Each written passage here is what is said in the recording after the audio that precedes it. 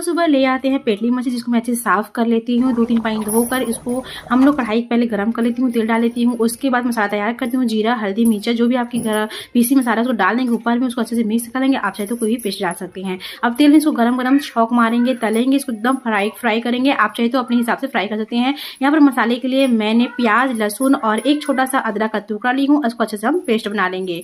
और यहाँ पर क्या है ना, जो मैं फोरन में प्याज नहीं डाल रही हूँ, जो पीसी थे उसे हम डालेंगे और उसको थोड़ा लाल भूनेंगे। यहाँ फटाफट जब तक मसाला भून जाए, मैं यहाँ पर टमाटर काटे, टमाटर अपने सब्जी के हिसाब से आप ले सकते हैं।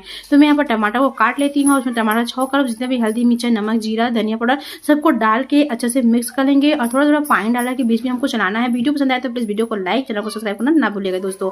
तो यहाँ पर मेरा मसाला भी भून गया है। अब यहाँ पर थोड़ा सा पानी लूंगी, पानी डाला के थोड़ा हमको मसाला को भूनना है। मसाला भून जाकर तो हमको अपने ग्रेवी के हिसाब से यहाँ पर पानी डाल लेना है। जैसे ग्रेवी उबाल आए तो उसमें हमको जितना भी फीस उसको डाल लेंगे और लास्ट में इसमें धनिया पत्ती डालकर बंद कर देंगे। चैनल सब्सक्राइब, वीडियो को लाइक, चैनल को सब्सक्राइब करना ना भूलिएगा दोस्तों।